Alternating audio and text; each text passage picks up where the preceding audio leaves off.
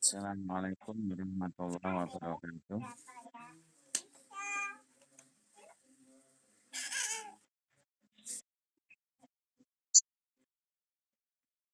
Alham- Alhamdulillah kita bersyukur kepada Allah Subhanahu wa taala pada pagi hari ini bisa melanjutkan pertemuan yang ketiga, yaitu dengan tema yang kemarin ya, tentang apa itu pengertian usul fiqh, kemudian sejarahnya itu bagaimana di zaman Nabi, apakah sudah ada, kemudian zaman sahabat, zaman tabi'in, sampai kemudian sampai kepada kita. Kemudian juga bagaimana aliran-aliran di usul fiqh, ada aliran mutakalimin, ada aliran Hanabilah.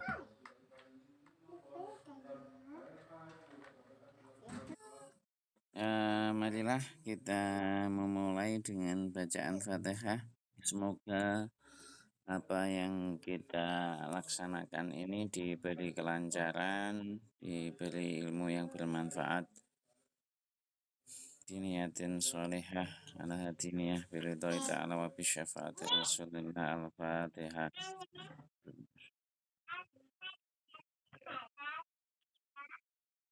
Salawat dan salam marilah kita haturkan kepada baginda Rasulullah Sallallahu Alaihi Wasallam.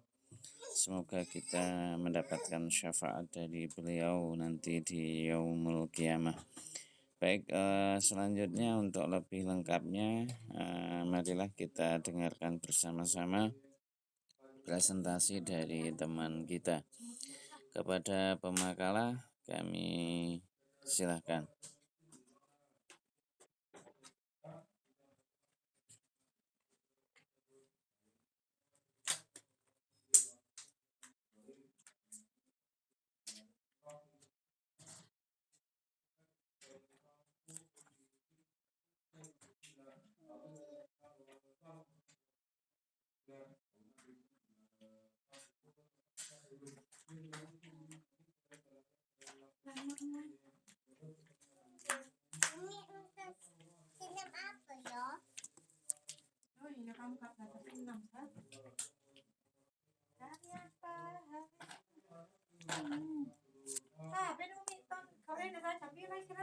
Jambi itu lewat 18.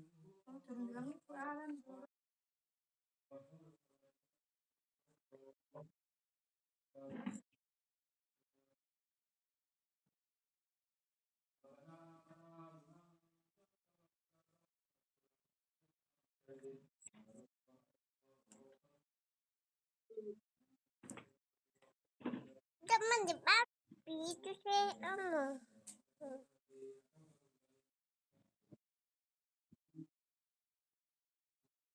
Waalaikumsalam warahmatullahi wabarakatuh.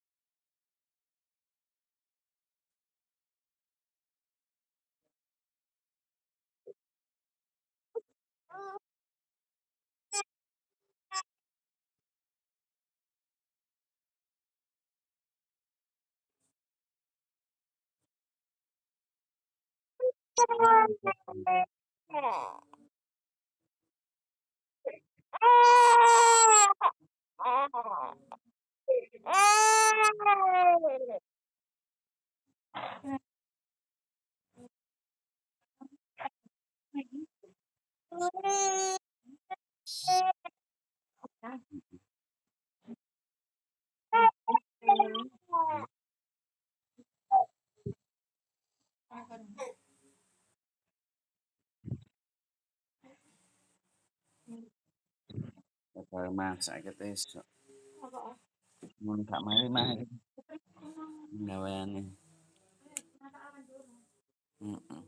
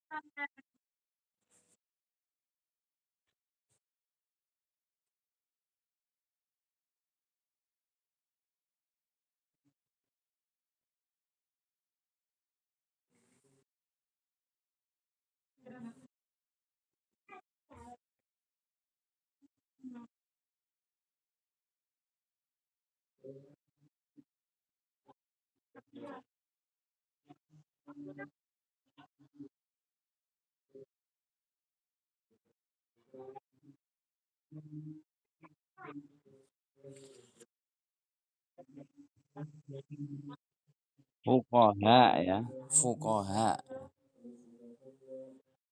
Ya, fuqaha. Bukan fuqara ya. Fuqaha, fuqaha itu jamak dari faqih. Kalau faqih itu orang yang ahli fikih satu, kalau fuqaha orang banyak. Tuh ya, silakan dilanjutkan.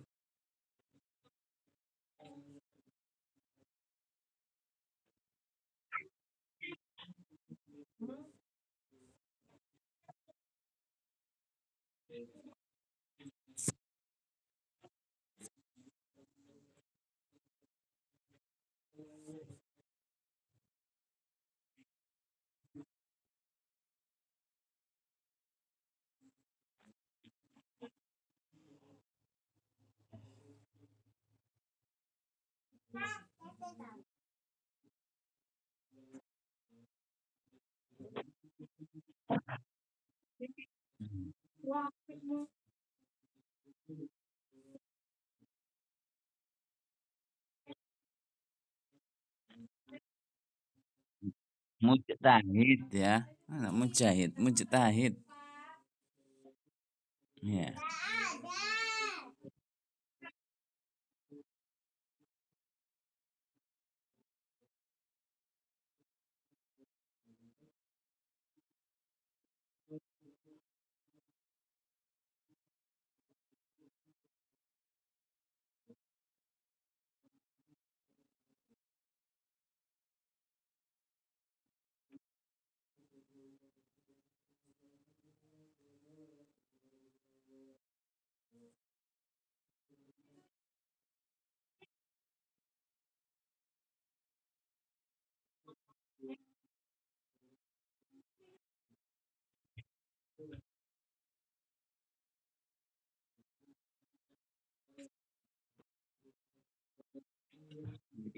Ya.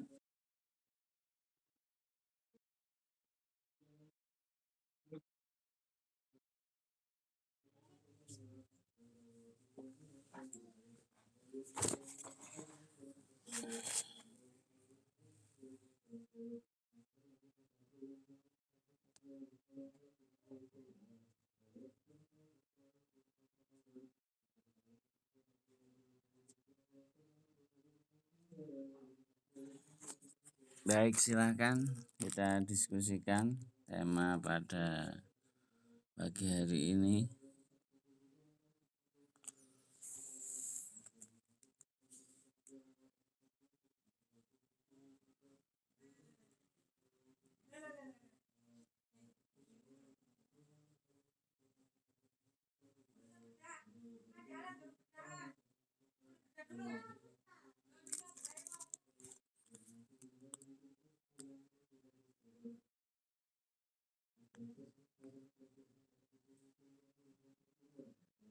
Sejarahnya dihilangkan yang nomor satu. Ya, apa pengertian usul fiqh gitu ya. Yang kedua baru bagaimana sejarah usul fiqh.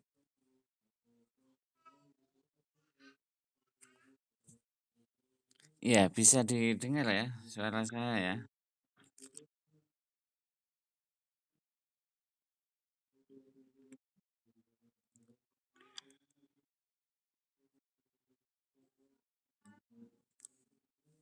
Kemudian bab 2 itu. Ya ini penulisan mengenai usul fiqh terdiri dari dua kata. Usul dan fikih. Usul fiqh kalau memang masih bahasa asing itu di apa? Dimiringkan ya. Dimiringkan ya. Tidak ditulis besar seperti ini.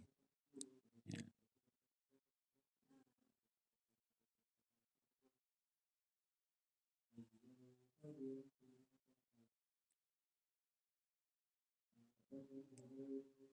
Itu.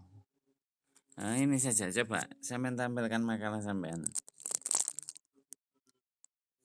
Coba tampilkan makalahnya.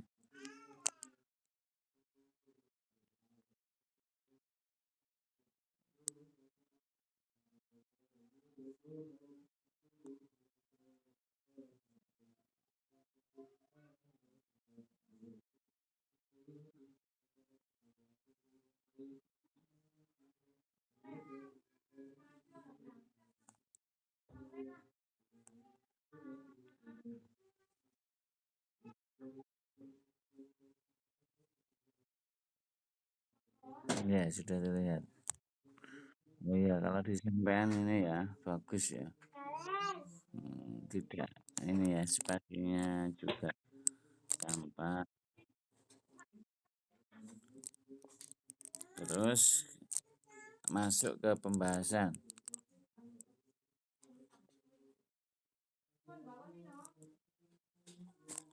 ke bawah.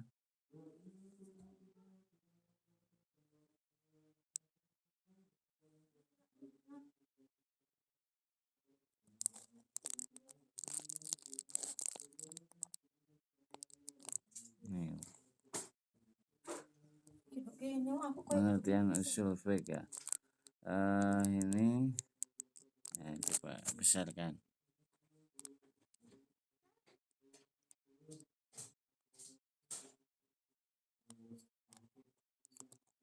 Ya sudah.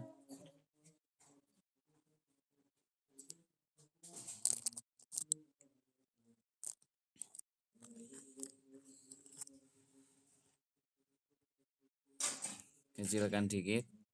Ya. Ya seperti itu di atas itu apa dalam konteks ini para ulama sebagai ahli waris para nabi Shallallahu Alaihi Wasallam warasat al-anbiya ya. Itu warasat al-anbiya. Coba penulisannya warasat al-anbiya itu kan masih bahasa asing. Uangnya mana di 100 Salim.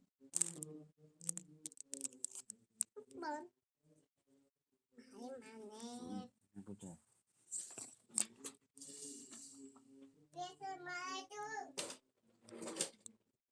Nah itu Al-Quran dan Sunnah itu kurang A-nya.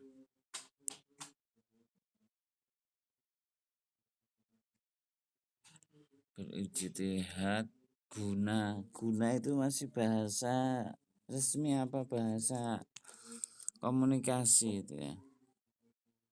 Berijtihad untuk itu kan lebih bagus.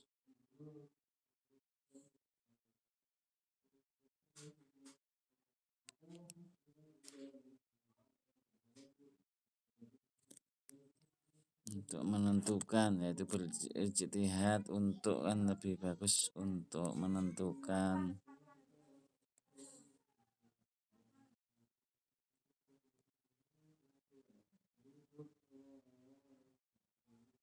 Apa bedanya menentukan sama menetapkan?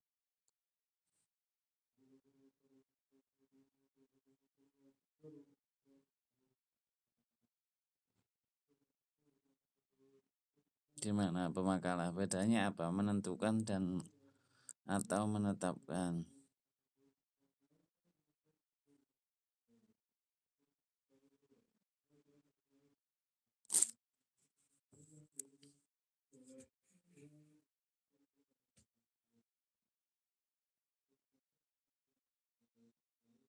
Ya, sudah bisa menemukan perbedaan antara menentukan dan atau menetapkan. Boleh memakai bahasa dan atau, berarti dan itu ya harus dua, kalau dan itu harus dua-duanya, kalau atau boleh memilih salah satu. Apa perbedaan menentukan dan menetapkan dan atau menetapkan?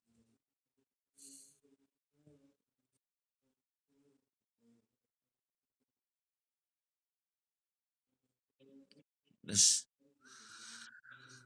kalau sama mengapa ditulis dua-duanya?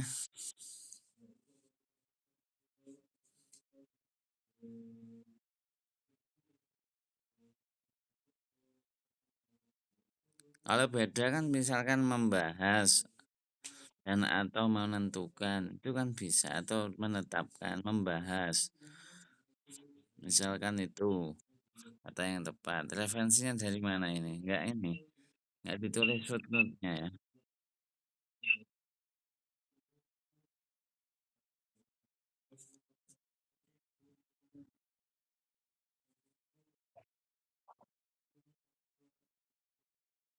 Ya, footnote-nya enggak ada ini ya. Belum ditulis ini ya. Ya, luar biasa ini. Ada teman kalian yang listriknya mati sampai berusaha mencari tempat yang listriknya hidup. Nah, inilah ya, perkuliahan online. Penuh perjuangan. Itu sampai bawah coba nanti diteliti sama teman-temannya bagaimana penulisannya. Saya ingin lihat kesimpulannya.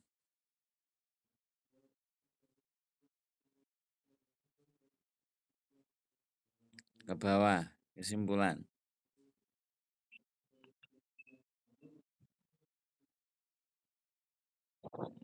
Ya. Kesimpulannya berapa paragraf ini? 1, 2, 3, 4.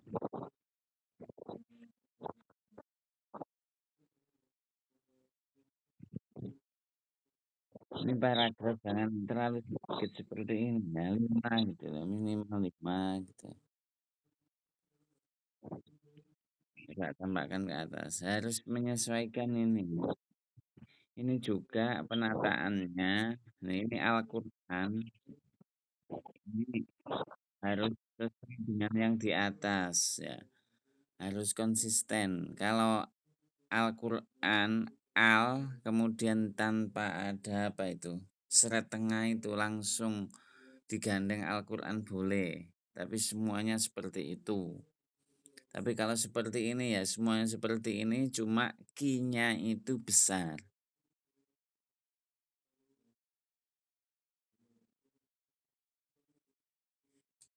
Itu. Kemudian tadi kan ada sejarah juga, sejarah tidak dimasukkan di sini. Jadi kesimpulan itu harus sesuai dengan rumusan masalah. Kalau rumusan masalahnya itu 6, maka kesimpulannya harus 6. Itu ya. Sama yang paragraf yang sebelah kanan sudah betul rata seperti itu. Yang kiri juga rata seperti itu. Kemudian penulisan footnote di paragraf tadi belum ada ya, yang atas di pembahasan-pembahasan itu ya. Nanti dilengkapi ya, penulisan footnote. Terus daftar pustaka. Paling akhir daftar pustaka. Ini sudah akhir. Ya, ini daftar pustakanya.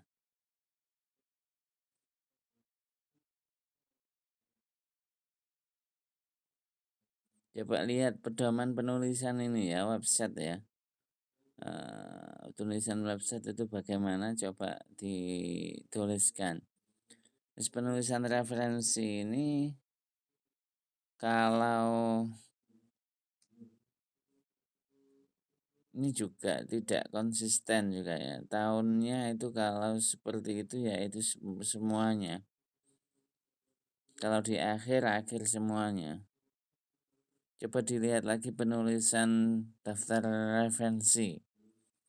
Daftar pustaka ya. Ini tulisannya daftar rujukan, daftar referensi, daftar pustaka biasanya. Ini nama Syarifuddin, S-nya itu kan besar itu.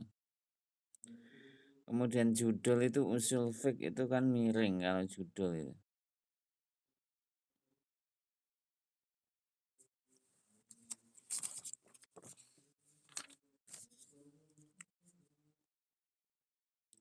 Jadi kalau di daftar pustaka itu penulisannya boleh seperti ini, nama, tahun. Biasanya tahunnya itu yang saya tahu itu di belakang. Nama, tahun, kemudian pertama nama, kemudian judul, kemudian tempat terbit, kemudian nama penerbit, dan terakhir tahun. Ini penulisan daftar pustaka di penulisan footnote di daftar pustaka.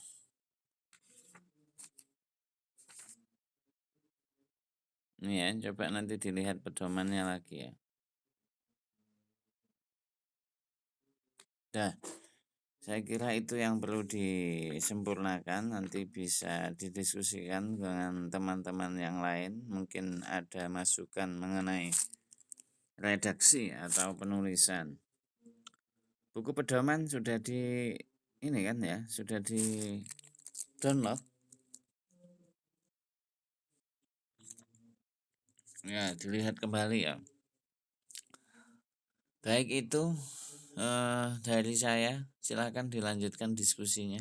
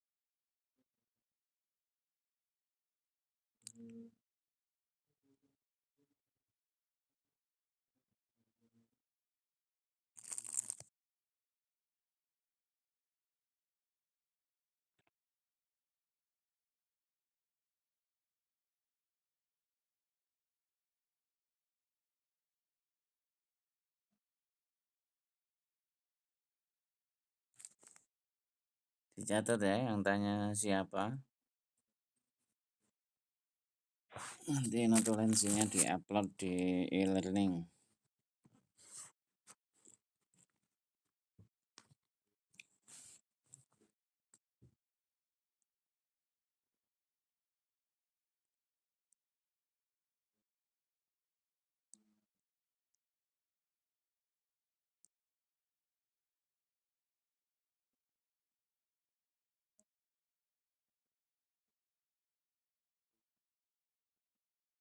Ya, silakan. Pertanyaan selanjutnya atau langsung dijawab?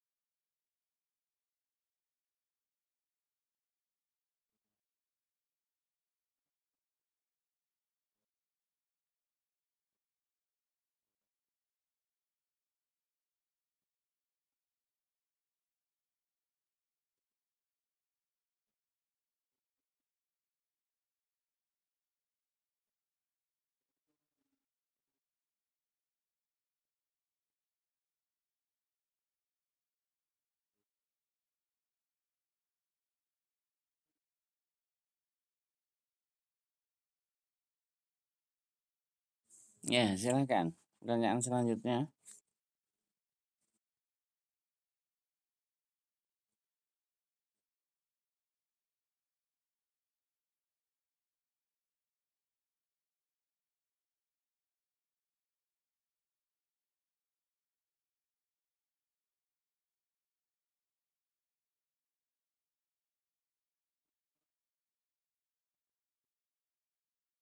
Ya, banyak istilah-istilah asing yang harus difahami. Ya, bagus. Selanjutnya.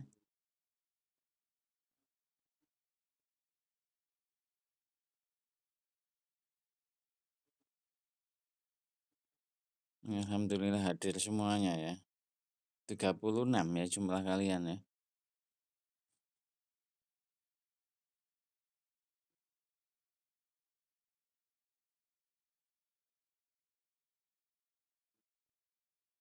Sudah absen tapi dia. Coba WA, sudah absen? Sudah.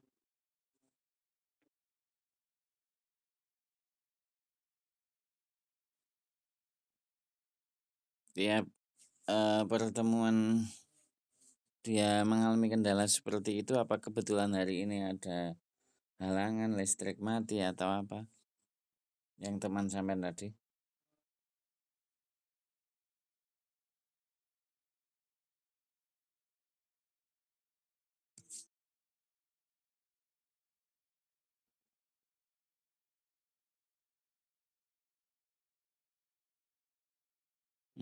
Yang Telkomsel ya.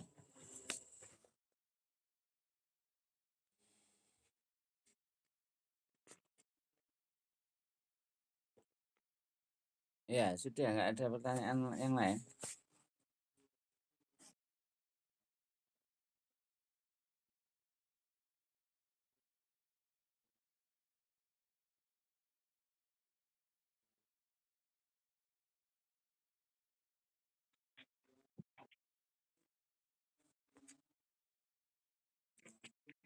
Ya, demikian.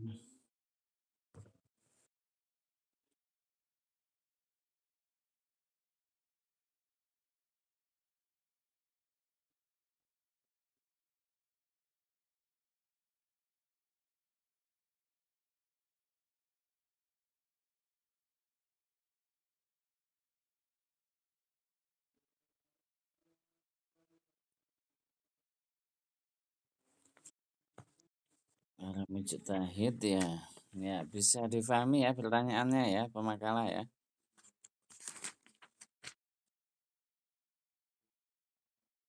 Ya, sudah 3 apa masih dilanjut lagi?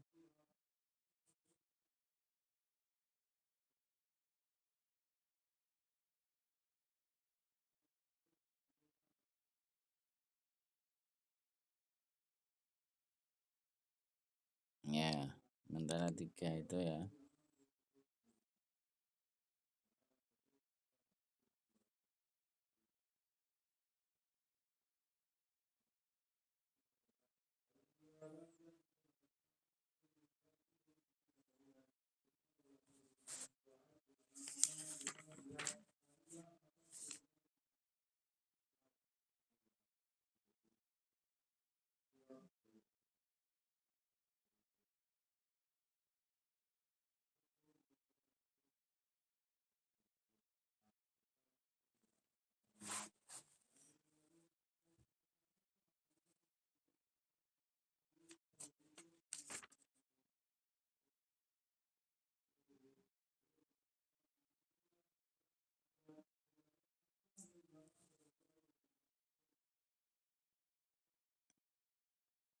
Siapa yang tanya tadi?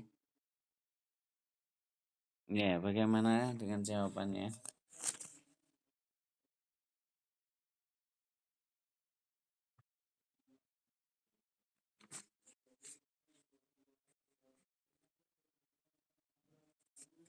Ya, baik, kalau sudah difahami, lanjut ke pertanyaan kedua. Ada, kalau tidak ada yang menambahkan dari teman-teman yang lain mengenai pertanyaan pertama ini, apa yang dimaksud dengan fuqaha?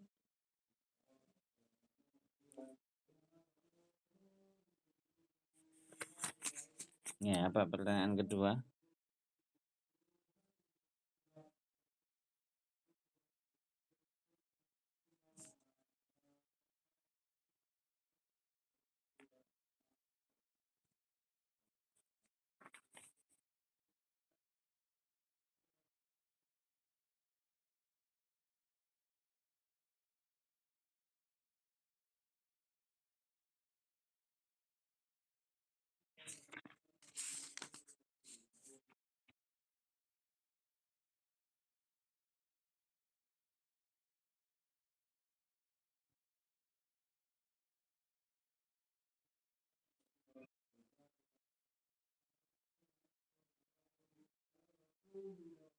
Ya, coba diulang lagi. Apa yang dimaksud istimbatil ahkam?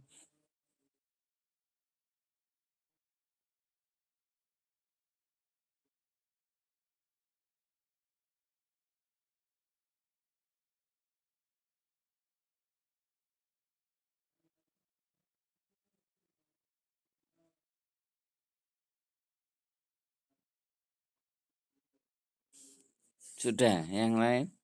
Ada yang menambahkan? Istimbatul ahkam, apa tadi istimbatul ahkam? Suatu cara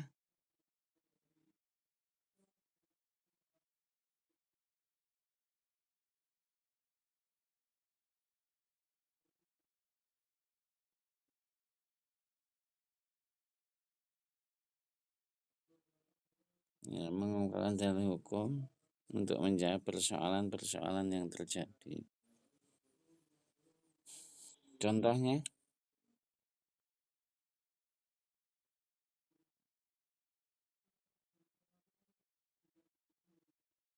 ya bisa membuat contoh.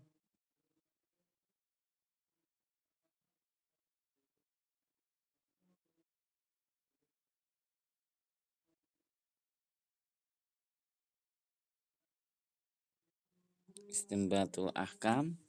Apa contohnya istimbatul ahkam?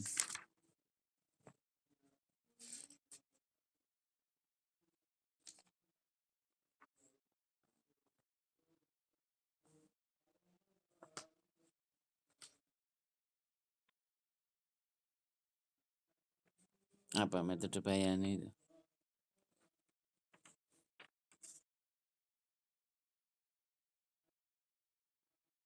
Contohnya,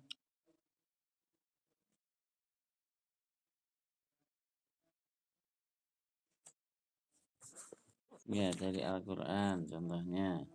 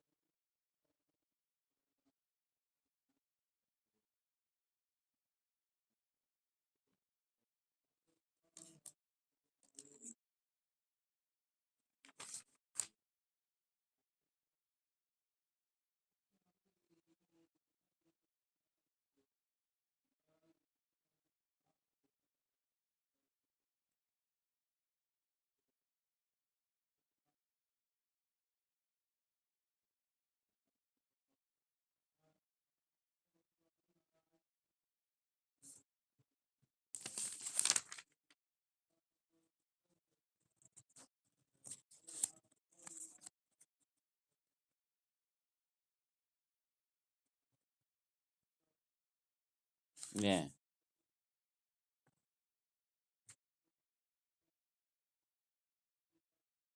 ya gimana?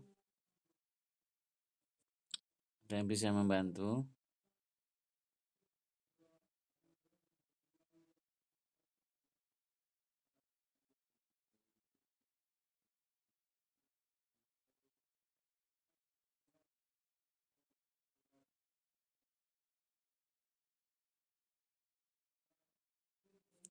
Ya contohnya mudah ya. Dalam dalil Al-Quran misalkan aqimus sholat, perintah sholat, ya, aqimus sholat itu dalam Al-Quran apa ayat berapa itu? Wa aqimus sholat wa atuz zakah. Banyak kan perintah-perintah tentang mendirikan sholat.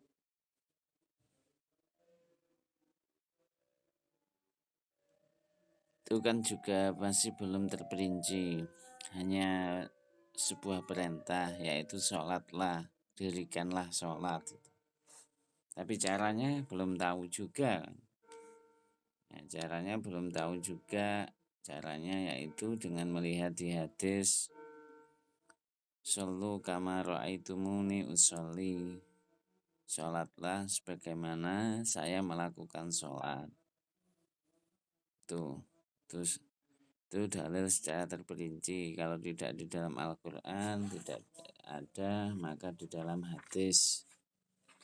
Kalau di zaman Rasulullah enak, semuanya tinggal tanya kepada Rasulullah ketika tidak mengetahui.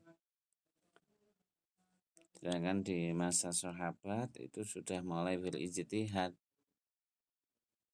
Yang terkenal yaitu ketika siapa itu Mu'ad bin Jabal ya, diutus itu ke Yaman. Ini masih zaman Rasulullah, tapi kan Rasulullah tidak bersamanya.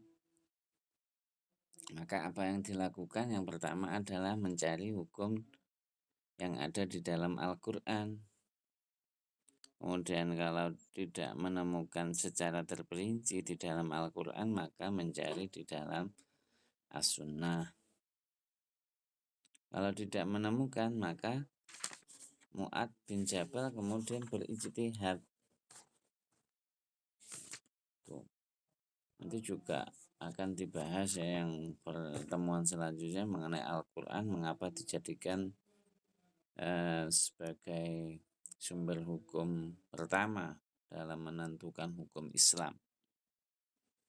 Yaitu pemakalah juga membahas ini ya, sejarah usul fiqh mulai dari periode sahabat, kemudian periode tabi'in, kemudian periode imam madhab, ada masa sebelum Imam Syafi'i, ada masa Imam Syafi'i, ada masa sesudah Imam Syafi'i. Itu dibahas juga.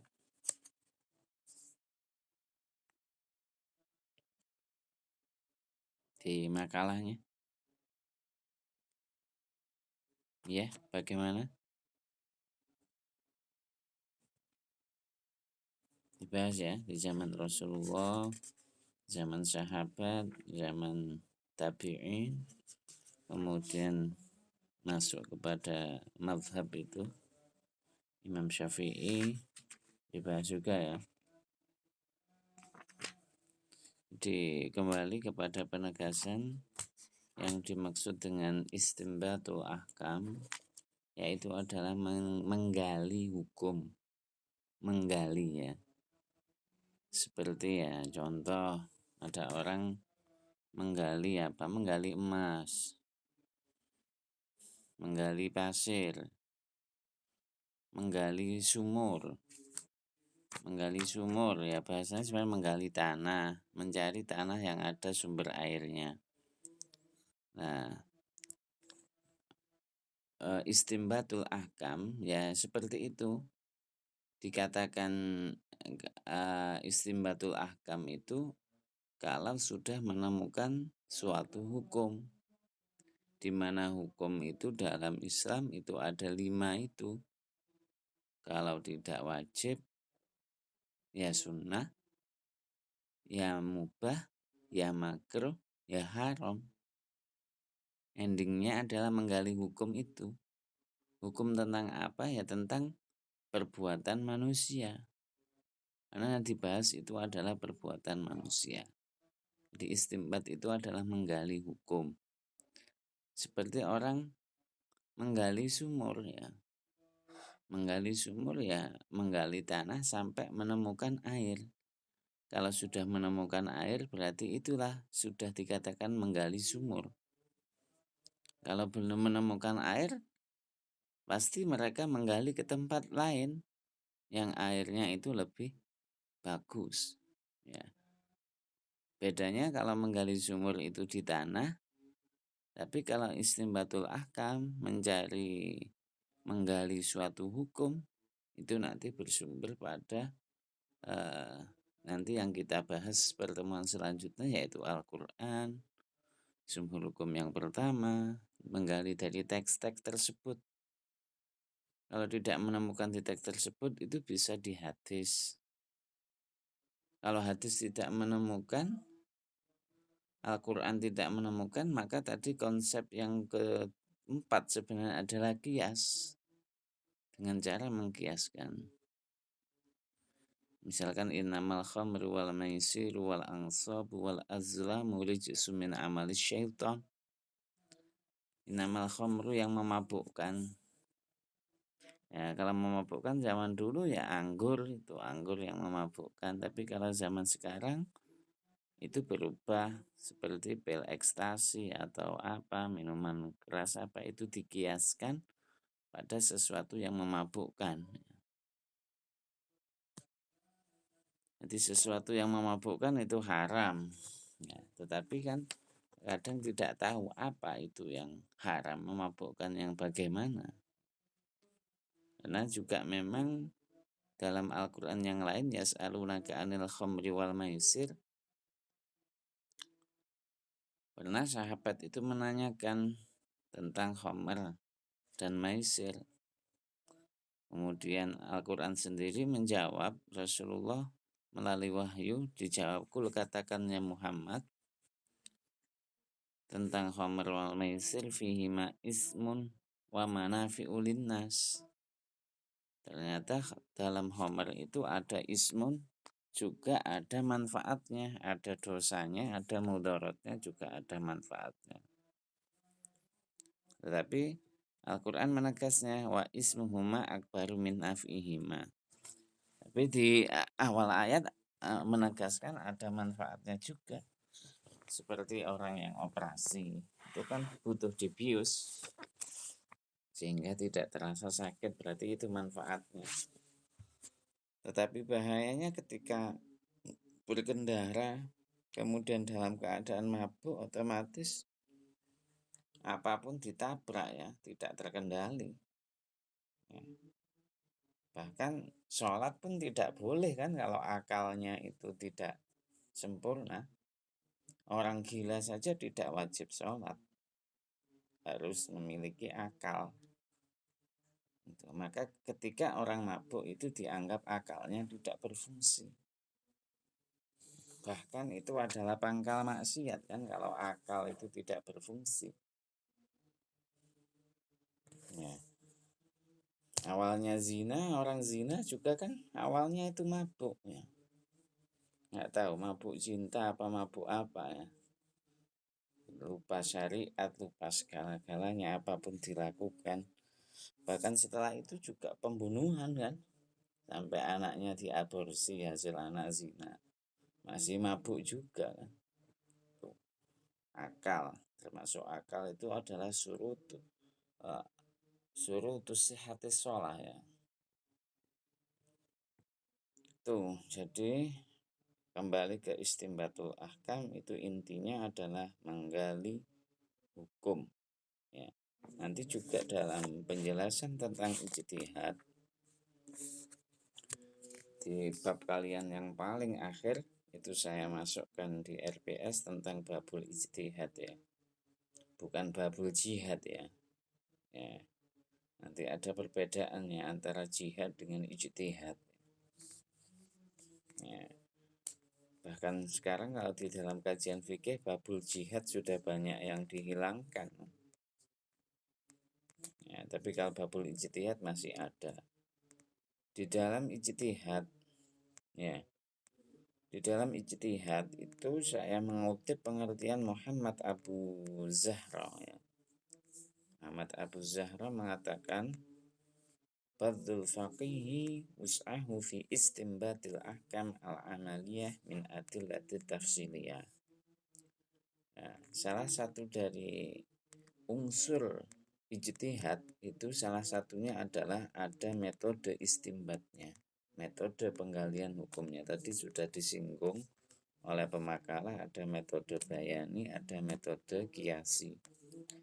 Kalau metode bayani itu adalah menjelaskan dari teks, kemudian kiasi adalah mengkiaskan yang ada di teks. Berarti hukum yang lain tidak ada di teks kemudian dikiaskan dengan hukum yang ada di teks tersebut. Karena kita ketahui bahwa teks itu terbatas, kemudian konteks itu terus berkembang. Itu. Jadi gitu yang dimaksud penggalian hukum. Nanti kalau unsur-unsur mujtahid secara terperinci kita bahas di dalam bab akhir. Hanya saya ungkapkan salah satu unsur dari ijtihad itu harus memiliki metode istimbatnya, metode penggalian hukumnya. Saya kira itu. Silakan, mungkin ada yang didiskusikan atau belum paham mengenai istimbatul ahkam al-amaliyah.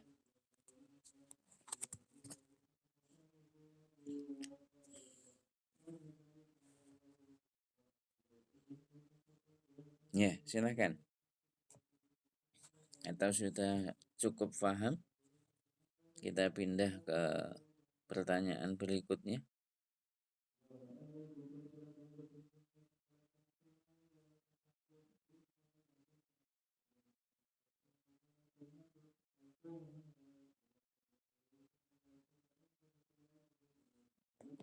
Ya, bagaimana?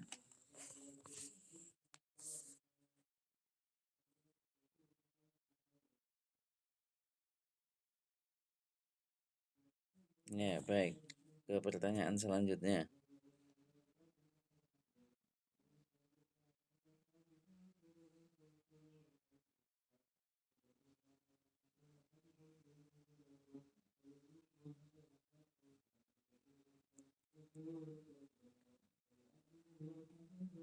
Apa pertanyaan selanjutnya?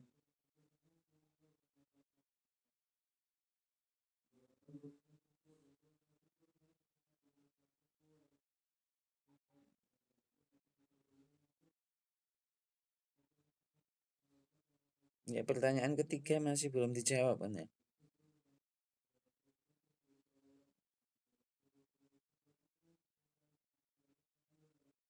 Kita jawab pertanyaan ketiga dulu, baru season kedua pertanyaan berikutnya. Apa pertanyaan yang ketiga?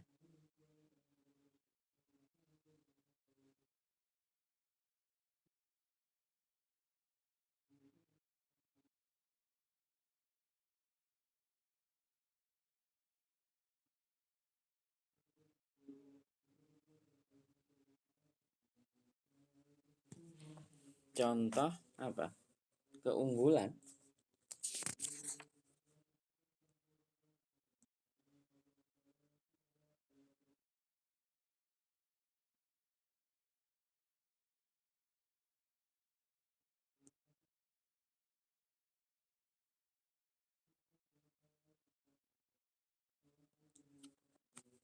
Bisa difahami pertanyaannya?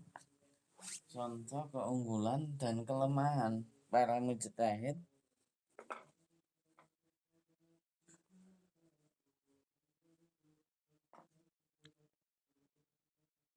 Ya, gitu ya pertanyaannya ya. Penanyanya, pemakalah bisa memahami pertanyaan penanya.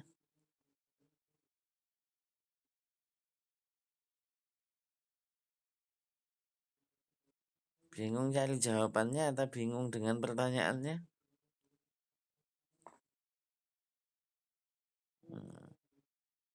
Yang diinginkan apa itu? Yang diinginkan apa? Penekanannya pada apa?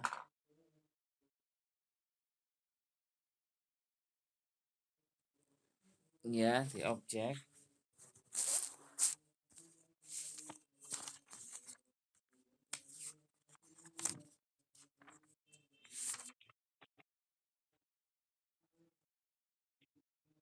Hmm?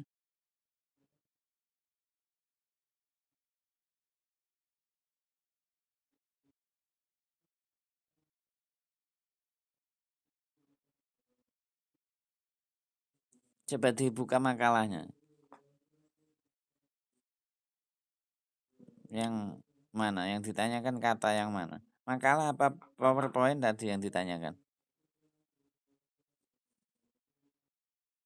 Coba dibuka PowerPointnya.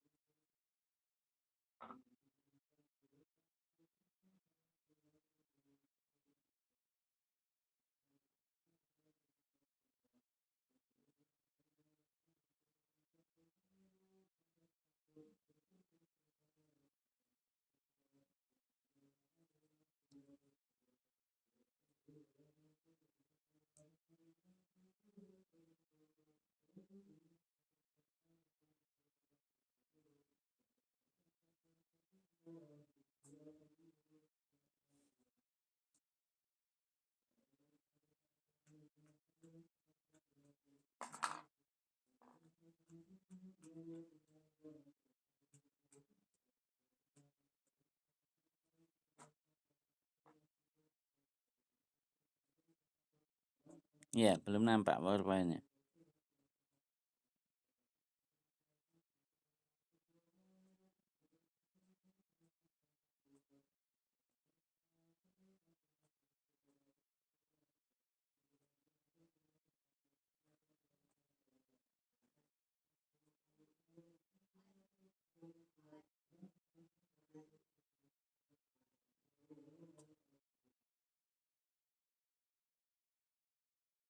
Ya, belum nampak PowerPoint. Coba ditampilkan kata-katanya itu.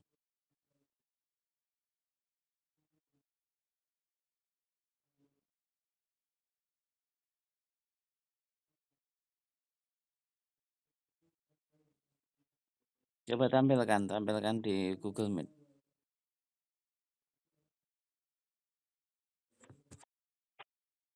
Belum terlihat.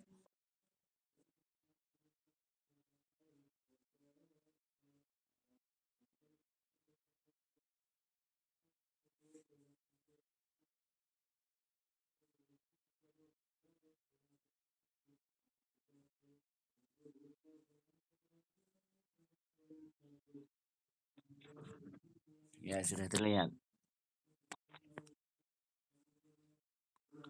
Tujuan mempelajari usul fiqh. Mana kata-katanya tadi?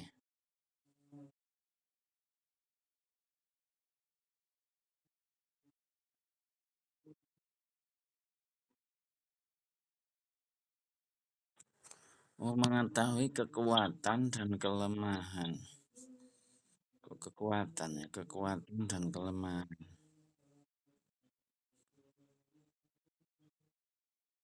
Kekuatan dan kelemahan suatu pendapat sejalan dengan dalil yang digunakan dalam berdiskusi.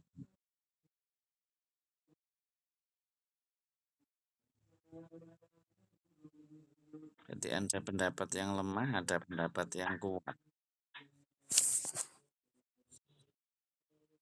Ya, bisa difahami. Silakan dijawab.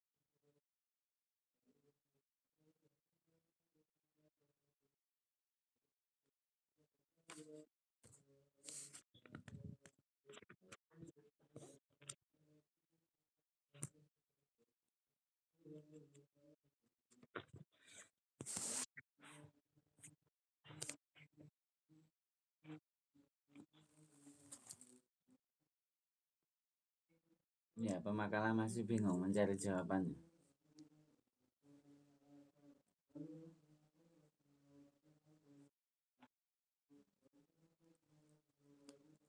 Audien, teman-teman yang lain bisa membantu untuk menjawab.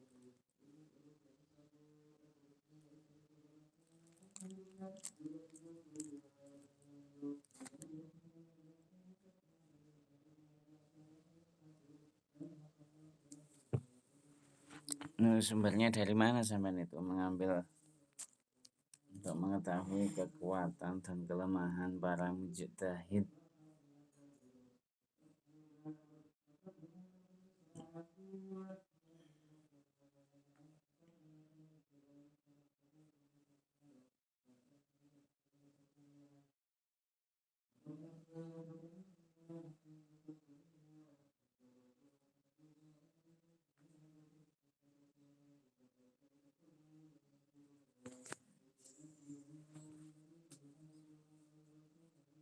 Ya, belum ada yang menjawab atau yang tanya sendiri tahu jawabannya. Siapa yang tanya?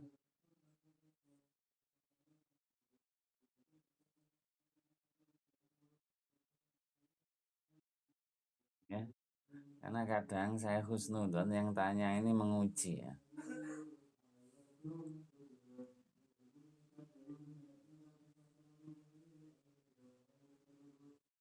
Ya, boleh, Mas. Boleh, tanya menguji itu boleh. Siapa yang melarang? Boleh, tanya menguji boleh.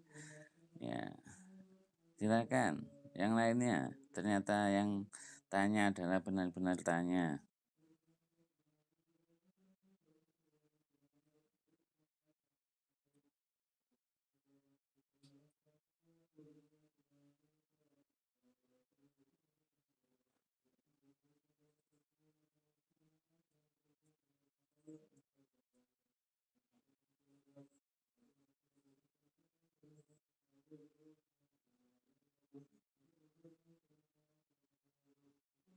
Dah, itu memang di situ tujuan yang keberapa itu, keempat apa kelima?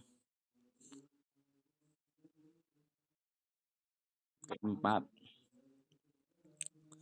Saya kasihkan gambaran, berarti itu metodenya itu adalah muqaronah, komparatif. Apa komparatif itu?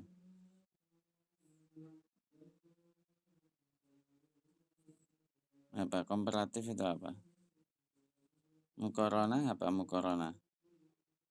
Ini yang dari pesantren pasti pinter bahasa Arabnya. Komparatif yang dari SMA bahasa Inggrisnya mungkin lebih unggul.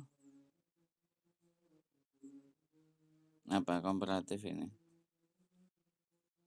Apa komparatif?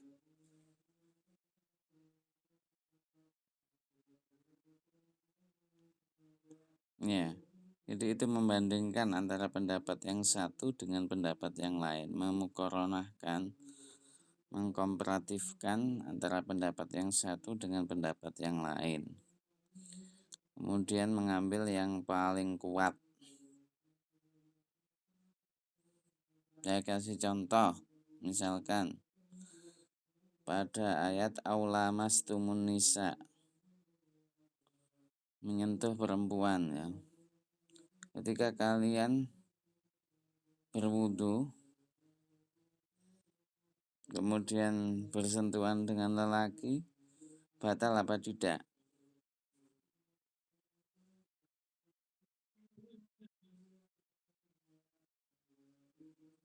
Ya, setelah kalian wudu kemudian bersentuhan dengan lelaki, batal apa tidak? Mau saya katakan, batal. Itu pendapat siapa?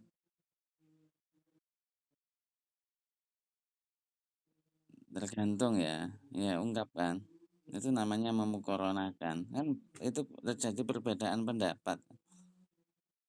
Terutama ini yang nanti yang berhubungan dengan kalau kalian sudah menikah, suami dan istri itu kan bukan mahram.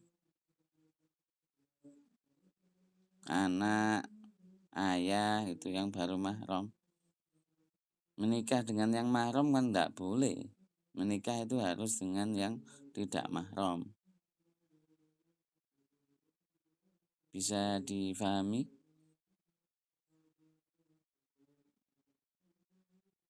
Ya, tadi ada yang menjawab tergantung. Ya, tergantung siapa? Coba diungkapkan.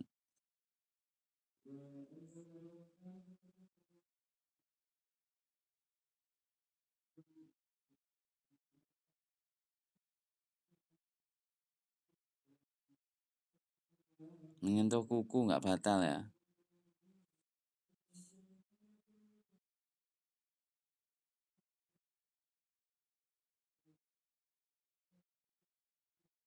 Berarti itu belum. Oh, berarti itu tidak menyentuh kulit ya, menyentuh bajunya ya. Ya, aula mastumun nisa. Memang ayatnya itu aula mastumun nisa. Bukan aula mastumul al jildu. Kulit ya apa? Al jildu apa? Menyentuh perempuan. Ya, kalau tidak kulitnya tidak batal. Tuh, terus pendapat yang lain?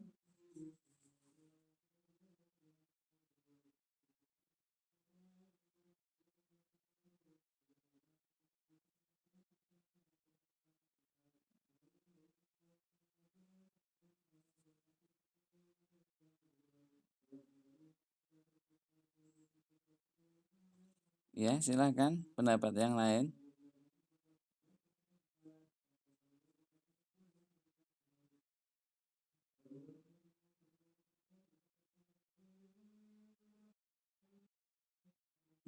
Silakan. Dicatat ya, siapa yang berpendapat. Pemakalah ya, saya nilai. Ya, boleh contoh yang lain. Saya hanya ingin membantu Anda menjawab tentang apa yang ditanyakan oleh temannya tadi. mengetahui pendapat yang kuat dan pendapat yang lemah. Berarti kan harus membandingkan. Ya maaf, saya kasih contoh, kalian pasti tahu teman kalian yang ganteng itu siapa, teman kalian yang cantik itu siapa. Saya tidak ingin ganteng itu relatif ya. Juga nanti saya akan mengetahui teman sampean yang pinter siapa, teman sampean yang kurang pinter siapa.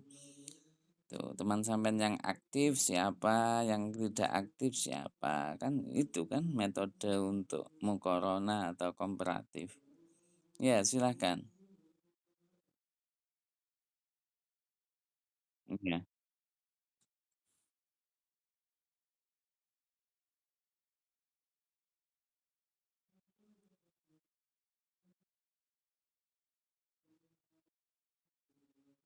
Gimana?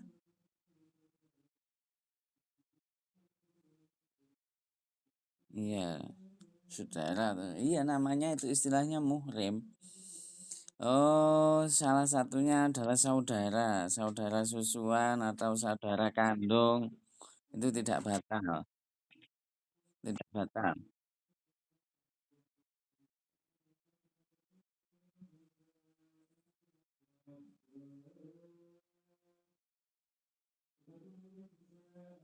Ya, bagaimana Mas Nur Ahmad ini ya?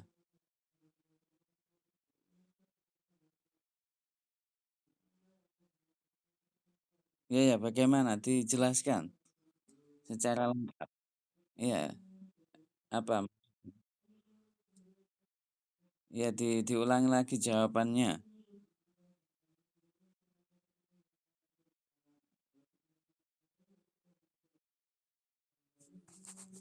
Ya, diulangi lagi jawabannya ya.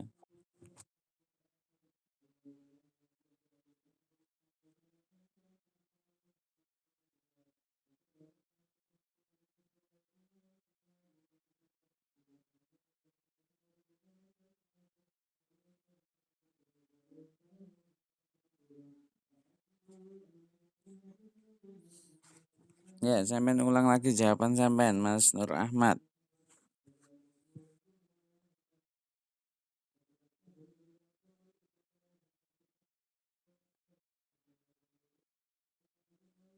Ya, nggak dengar di awal apa? Di awal nggak dengar saya.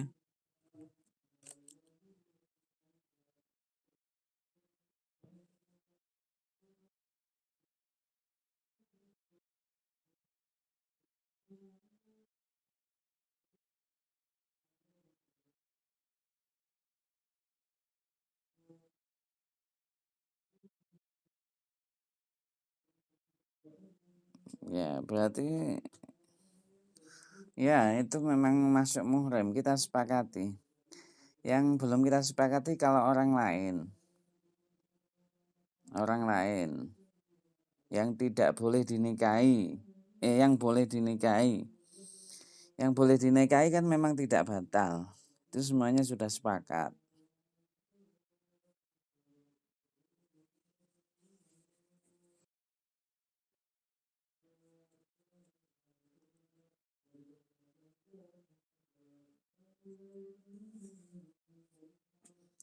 Ya, misalkan Anda menyentuh ibu Anda setelah wudhu, itu kan perempuan, tapi wudhu Anda tidak batal. Sama dengan sampean menyentuh saudara sampean, kan tidak batal.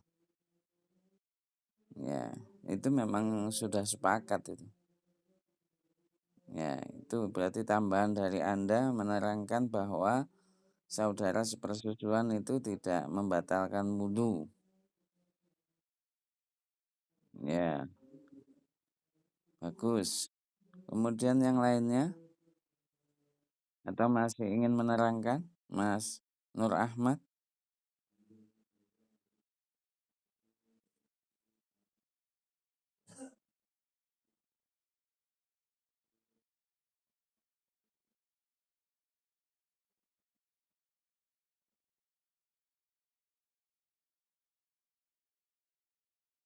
Mengenai apa? Kalau mengenai pertanyaan ini boleh, yang ada hubungannya dengan pertanyaan ketiga ini boleh.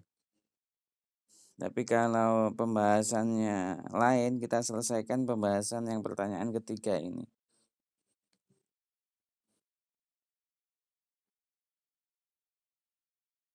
Ya, ini kan masih belum fix.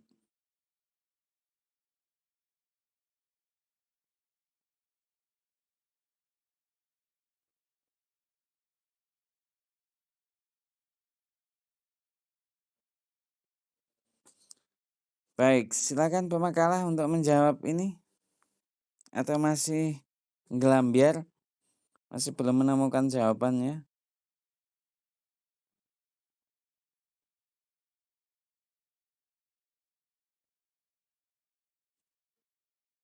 Ya, baik. Untuk menyingkat waktu, karena waktu sudah jam 8.32, tinggal berapa menit? Terus 8 menit ya. Baik, ini ya, salah satu adalah tadi untuk mengetahui kekuatan dan kelemahan seorang mujtahid ya. Ini adalah metode tarjih ya. Kalau Anda membaca tafsir yang sistemnya muqaranah ini, Anda bisa melihat juga pada tafsir Al-Qurtubi ya. Di terjemahan bahasa Indonesia juga banyak. Al-Qurtubi itu adalah bermadzhab Maliki, akan tetapi juga tidak ta'assub ketika bertemu dengan madzhab lain, mengungkapkan Syafi'i, Hambali, gitu, dan lain-lain sebagainya ya. Mereka tidak ta'assub. Kembali kepada contoh yang kita lakukan ya. Nih, kalau Imam Syafi'i itu menyentuh perempuan itu mutlak membatalkan wudu, baik syahwat maupun tidak syahwat. Imam Syafi'i, rata-rata orang Indonesia terutama NU itu memakai Syafi'i. Bisa difahami ya, Syafi'i ya, bersentuhan kulit ya, tangan, kaki dan lain sebagainya itu batal. Yang penting kulit. Kalau kuku enggak. Itu kalau tadi kerudung atau apa tidak. Itu Imam Syafi'i. Kemudian saya ungkapkan lagi adalah pendapat dari siapa ini? Hanafi. Ya, kalau pendapatnya Syafi'i itu dipraktekkan ketika melaksanakan ibadah haji susah. Ya. Ketika melaksanakan ibadah haji otomatis kan, kalau nanti Anda sudah menikah kemudian haji bersama istri Anda, yang betul ketika berjalan adalah istri Anda itu Anda taruh di depan kalian. Dan ketika tawaf itu wajib untuk suci. Karena tawaf itu adalah seperti sholat. Maka wanita yang berhalangan tidak boleh tawaf ya. Ketika tawaf ifadah ya harus menunggu atau nanti membayar dam. Karena tawaf itu harus suci. Tawaf itu seperti kalau kita di masjid selain Masjidil Haram itu adalah sholat tahiyatul masjid. Tahiyat masjidnya di Masjidil Haram itu adalah tawaf. Tuh. Nah, madzhab Syafi'i ini terlalu berat kalau ketika melaksanakan ibadah haji. Maka pindahlah ke madzhab Imam Abu Hanifah, di mana persentuhan laki-laki dan wanita yang bukan mahram tidak membatalkan wudu. Itu adalah pendapat Imam Abu Hanifah. Itu berdasarkan hadis yang diriwayatkan oleh sahabat Ibnu Abbas dan Ali. Rasulullah itu pernah bahkan mencium istrinya Aisyah ya, ketika mau sholat, tapi tidak mengulangi wudunya. Itu adalah pendapat Imam Abu Hanifah. Ya, bisa difahami ya.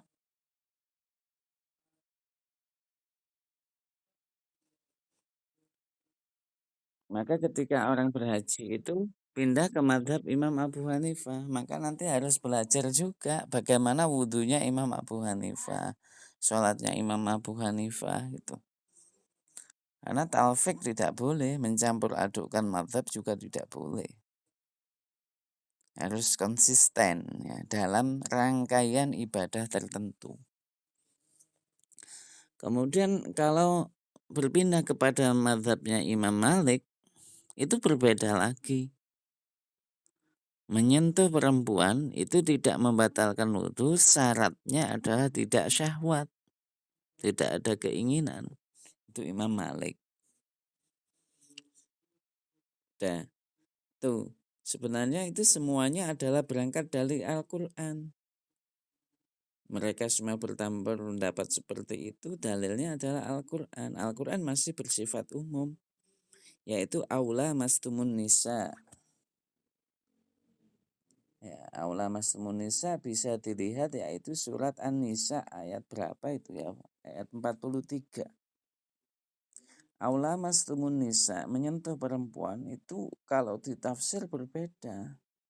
Tadi menyentuh perempuan yang dimaksud menyentuh kulitnya. Tuh. Yang dimaksud menyentuh perempuan di situ adalah berhubungan ya. Berhubungan ya. Bertemunya khitana ini ya, dua kemaluan itu baru membatalkan, dan seperti itu. Jadi berangkat dari Al-Quran yang umum, kemudian prakteknya di hadis, kemudian ijtihadnya ulama gimana.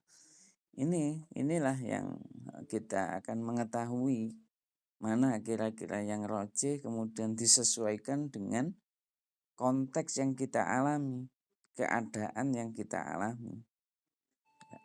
Karena nanti di dalam kaidah fikih juga ada taghayyurul ahkam bitaghyiril azman wal amkan ya. Hukum itu bisa berubah ketika keadaan dan zaman itu juga berubah. Tuh, jadi seperti itu. Ini saya ungkapkan tentang penjelasan makalah yang diungkapkan oleh pemakalah tadi, pertanyaan yang diungkapkan oleh teman kalian. Ya, saya kira itu jawaban dari saya, bisa dikembangkan sebagai gambaran, atau ada pertanyaan lagi mengenai hal ini atau langsung ke pertanyaan berikutnya.